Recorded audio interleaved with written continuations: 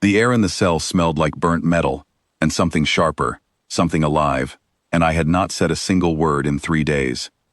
My name is Daniel Ashcroft, and I was a pilot before my ship was pulled out of the sky like a toy. I woke up strapped to a cold chair inside a Velkari holding block, deep under a planet that had no name I could pronounce. Every hour, a guard came to ask me questions. Every hour, I said nothing.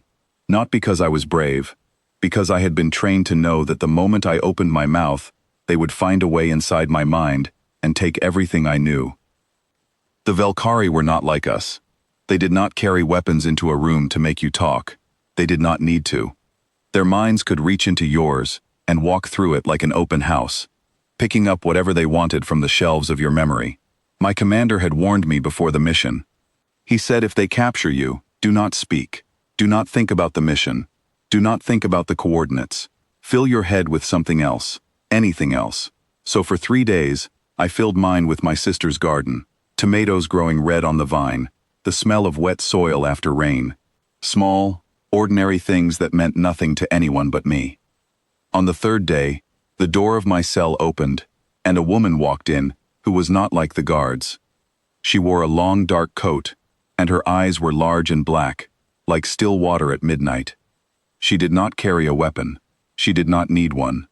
She stood outside the bars and studied me the way a locksmith studies a door, before deciding which tool to use. "You are afraid," she said. Her voice was low and smooth, almost a purr. "That is good. Fear makes a mind loud." I did not answer. I kept my eyes down and thought about tomatoes. She tilted her head, and a small, sharp smile crossed her face. "You believe that if you do not speak, I cannot hear you. But a closed mouth means nothing to me, little soldier. I do not need your voice. I only need your mind, and your mind is never silent." I still said nothing. My heart was pounding, but I kept my breathing slow and even, the way I had been trained. "Tomatoes," she said softly, and my stomach turned cold. "How disciplined. You have built a wall out of vegetables to keep me out." I did not move. I did not let my face change. But inside, something colder and sharper had taken hold of me, because if she could see the tomatoes, she could see what was buried underneath them, and underneath them was everything my commander had warned me to protect. "Careful, human," she whispered, crouching down so her eyes were level with mine. "I have walked through 1,000 minds. Soldiers who thought they were strong, officers who thought they were clever. Every one of them was a house, with the doors thrown wide open, and I walked through every room at my leisure." She paused, studying me closer now. "Yours is not a house like that." For the first time in 3 days, I looked up and met her eyes directly. "Yours," she said slowly, as if she were turning a strange object over in her hands, "is a house with the doors bolted shut and something behind the wall, waiting very calmly for me to knock." I still said nothing, but I let the corner of my mouth curve, just slightly, just enough for her to see. Her eyes narrowed, not with anger, but with something closer to surprise. "You are doing this on purpose," she said. "This silence, this stillness. You are not hiding your thoughts from me at all, are you? You are feeding them to me, one at a time, in the order you choose." I did not need to answer. She had already worked it out on her own, and watching the realization cross her face was the first good moment I had felt since my ship went down. Every soldier who trains for capture learns to build a wall in their mind. It is the very first lesson, and it is also the first thing a skilled telepath learns to break through, because a wall tells them there is something worth hiding, and a determined mind will always dig until it finds the crack. But nobody digs at a door that is already open. So I had not built a wall at all. I had built a house, warm and ordinary, filled with tomatoes and wet soil and my sister's laughter, and I had left the front door standing wide open. Every room she wandered into, I had already emptied of anything that mattered. The mission coordinates were not locked away behind a wall in my mind. They were sitting quietly in my open hand, and you do not have to hide something you never touch. 3 days of silence had not been resistance. It had been careful, patient design.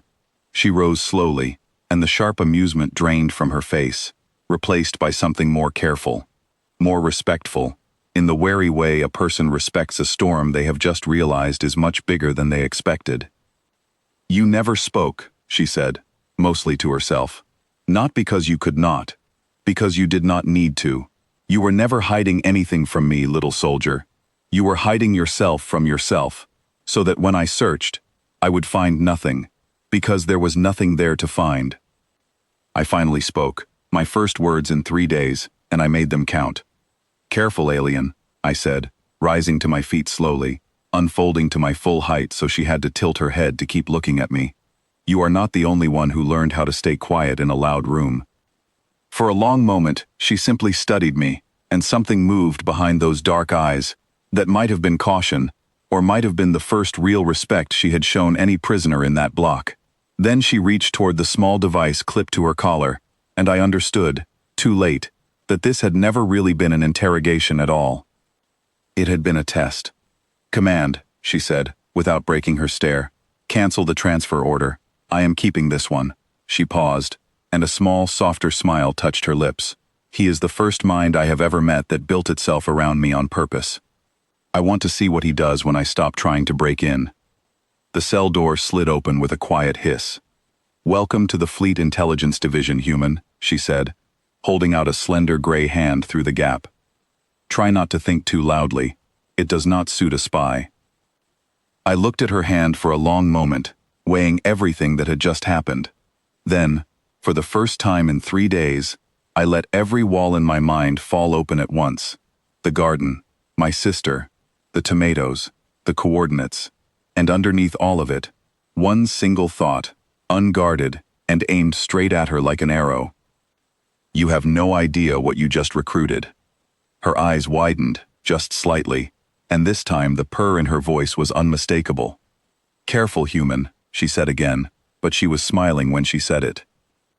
I shook her hand, and the moment our palms met, I felt something shift in the air, like a door closing behind me and another opening ahead. She led me out of the cell block, down a corridor lit by pale blue light, past guards who stepped aside without a word once they saw who walked beside me. "You have a name," she said as we walked. "I would like to use it, if you are willing to share it." "Daniel," I said. "Daniel Ashcroft." "Mira," she replied. "I have led this division for 11 cycles, and in all that time, I have never once failed to read a captured mind within the first hour. You held me off for 3 days. I had good training," I said. "You had more than training," she said, glancing sideways at me. "Training teaches a soldier to resist. It does not teach a soldier to turn the interrogation around and use it as a weapon of his own. That is something else. That is a kind of patience I do not often find, even among my own people." We reached a wide room with tall windows looking out over a city I did not recognize, towers of pale stone rising into a sky streaked with 2 setting suns. It was beautiful in a way that made my chest ache with how far from home I was. "What happens now?" I asked.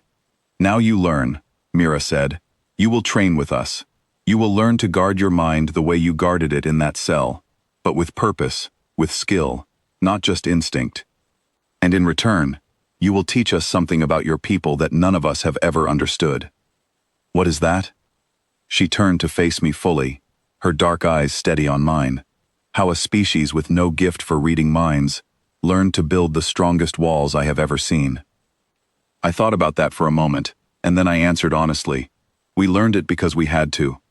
Humans have always had to hide things from each other. Fear, grief, love. We were too proud to say out loud. We built walls long before you ever came looking for a way inside them." Something in her expression softened, just slightly, and for the first time since I had woken up in that cold chair, I did not feel like a prisoner. I felt like I had walked into a room where the door might actually stay open, if I chose to let it. "Then you have much to teach us," Mira said quietly, "and I have much to learn." Outside, the 2 suns dipped lower, painting the towers gold, and I realized that the silence I had carried for 3 days had not been an ending. It had been the opening of something new, something neither of us had expected, standing there together, at the edge of a world that was no longer entirely strange to me. And for the first time since the wreck, I let myself think freely, without fear, because some walls, I understood now, were only meant to be temporary.